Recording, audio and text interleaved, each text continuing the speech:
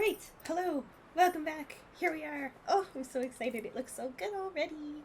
Okay, so there wasn't much to miss, it literally popped us right into it. It was just like very loud noise, and then boop, here we are, Oxenfree 2. So freaking excited. If you haven't seen the first one, I would definitely recommend whether I finally get these damn videos up around the same time as this and you want to watch it that way, or the silent playthrough that I did, or someone else watch it, or play it you want to watch, or play it yourself. Whatever you want to do, I would recommend seeing the first one because it does tell a story. It is a beautiful game. It is so fun. It is a really beautiful, I think, little indie game with amazing animation. So and visuals or whatever. So if you haven't seen it, I definitely recommend seeing it because I do believe that this is an actual continuation from there. And the first Oxenfree can be a little convoluted with its ending and everything that's going on. I'm going to assume, spoiler alert now, if we're going into Oxenfree 2, this is where I'm going to assume that you've seen the first one if anyone's watching me do this. So I have some theories on it I want to explain. So if you have not and you don't want that to be spoiled before you see the second one, now's the time to stop. Warning. Okay, so the first Oxenfree, I know, ended with Alex, our main character, and her friends, all kind of seemingly being lost in a time loop. So the time loop seemed to be that it was they technically dealt with all the spirits on the island, and if you talk it out with them, you can even get them to spare Clarissa, which is one of the friends who's kind of difficult, was very difficult majority of the time, but she ended up being at risk for being possessed, or kind of being possessed by the spirits, and they talk about sacrificing her by leaving her, and then you can leave and whatever. I think either way you would still end up in the time loop. But I made sure, I think in my ending, to make sure that I saved everybody. That was my point. At the end, you can even, Alex's brother ends up dying in an accident at that time, and you can even bring him back because you can kind of travel back in time and say the right thing to make it so that everyone lives. And that's the ending that I got.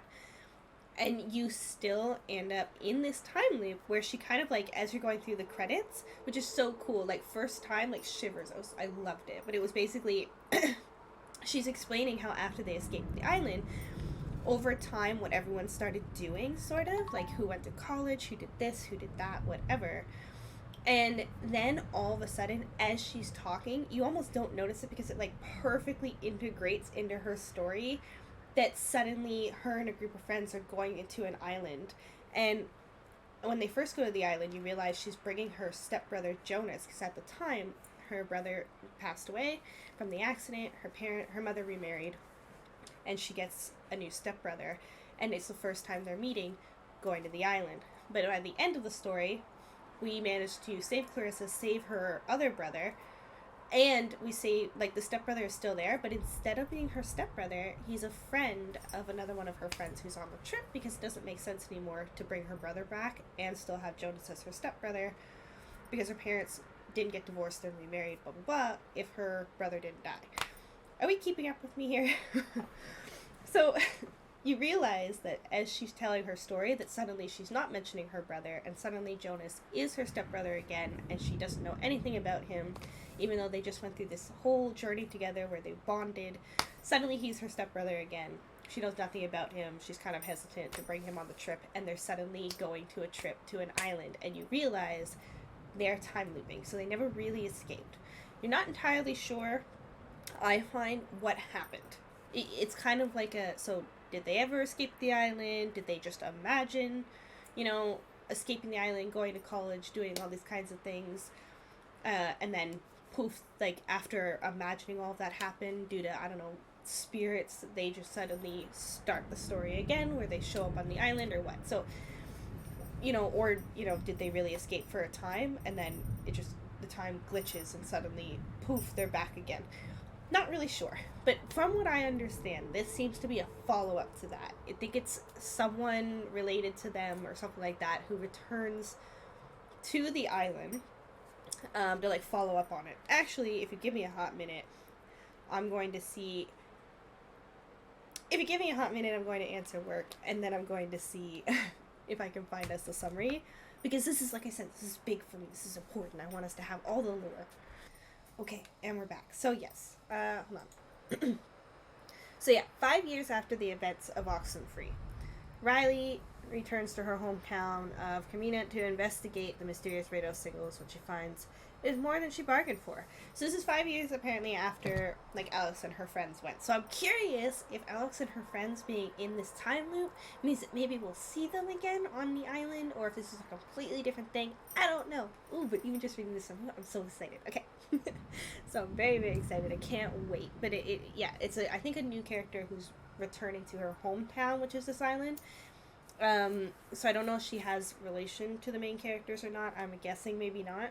But maybe we'll see them again. I don't know, because like I said, there was a time loop, so we'll see. But I'm noticing different stuff that they're kind of mentioning, and I don't know if that means that there's going to be relation to, like, other stuff, because I mentioned the radio signals, which is usual, but they also mention, like, planes and, like, all this other stuff. And it is, like, a choice-based game, so, like, certain choices you make will change things. So they mentioned that as well, which is very exciting. Yeah, just gonna make sure that we're doing okay. I'm also, like I said, I'm getting used to, like, doing recording again and figuring everything out, and, like, Oxenfree is a game where, like, there was a lot of talking last time, and sometimes, like, the audio really changes versus what it's like in the intro versus what it's like during the game versus, like, how loud I am versus how loud characters are trying to communicate. So we're gonna see how this turns out. If I'm kind of, like, in and out on the first episode, just bear with me here, because I want to make sure that I've got all my audio correct and that we can hear everything that's going on. But other than that, we should carry through. I'm not entirely sure how long this game is, but I do know if it's anything based on the last one. I think the last one was a good, like, 2-3 hours, maybe 4, depending on, like, if you're going around and getting all the lost and secret hidden things. And I don't know if that relates to this one. I don't know if it's just that long in general. I have no idea. I don't know if we'll play all the way through. I'm going to assume this might be broken into parts like the last one. I find it can be nice to have broken up parts and even chapters within the parts, because it's fun, makes you focus on everything, has some breaks involved. So that is that from my end. I think I've covered everything. I wanted to theorize a little bit. Enough stalling, let's get into it. Oh! I hear noises. Okay. Ooh, something. The audio and music was another thing I really liked from the last game.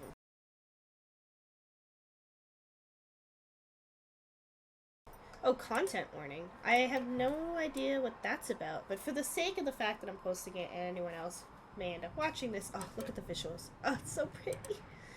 I'll read you the content warning. Content warning. Player choice is a central feature of Oxen 2 Lost Signals. The game contains playable scenarios which may cause mental or emotional discomfort. Play with care and visit nightschoolstudio.com/content warning for a list of potential sensitive game content.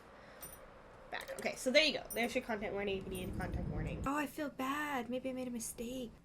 Oh, I have a bad feeling. I don't know. Oh, I gotta think about this. Leave. Oh, no, I didn't get to. Oh, no, what do I do? Oh, no. Boom, it's there for you if you want to look it up more. Feel free. The art style here is so pretty. The art style and the music and just, like, the premise and the idea of Oxenfree itself and, like, this whole tuning into spirits with the radio and everything was all just stuff I found so unique at the time. I can't fucking wait. So let's get right into it. We got load files now. Interesting, because the last one you kind of, like, you can only press play or continue. Because once you play it through, you can play it through again and it remembers what you did. And, like, there are certain things that change, which was something I wanted to show when I did, like, a second playthrough of Oxenfree. I'm planning on still maybe recording those, like, little Easter eggs. But it meant, like, you could only play the game through, like, once, but this one has load files. It's you again. What? What do you want? It's Alex, it's Alex. You know. Jonas, where did you... Is leave possible? I got goosebumps. I'm so extra. Oh, they have a little pause button. Okay, hold on. I know this is annoying. Give me a second. It's just that, one, I want to make sure that we have subtitles on, and two, it's suddenly, like, deafeningly loud for me, which is what I was talking about. So we're just gonna, oh, okay, look at that. So Hi, we're just gonna... Riley here. Over. Oh, Riley speaks to kind of tell you what everything sounds like. Nice. So let's bring that down a little bit. Bring that down a little bit. No, I can hear you okay. Nice! There's like an example of it so you can... Okay. Back. Alright, video... I just want to make sure that we also have subtitles. I'm guessing we're going to have subtitles. Okay. That should be better. Hold on. Let's see how loud we are. And then I promise we will... Hello, anyone here? How did I get here? Am I dreaming?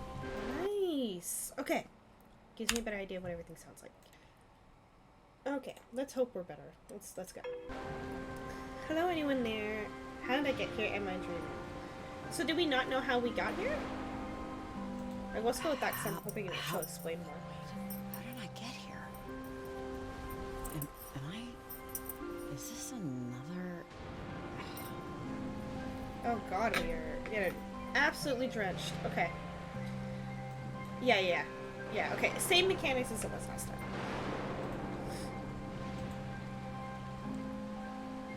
Oh, it's so pretty. Riley, are you there? Riley, come in, Riley. Who is this? What is this? Where are you? Are you still? Things jump. I don't know. I'm not sure.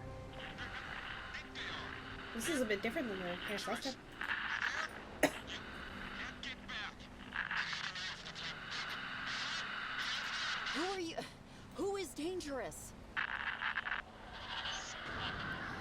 Don't recognize this part of the island. If we're going to this, I don't know if we're going to the same island. I assumed we were going to the same island. Maybe not. I don't know because like clearly it's like picking up with the last game, but I don't remember this area of the island. And trust me, like I went all over the island in the last one, unless it's like a new area that we weren't able to go before.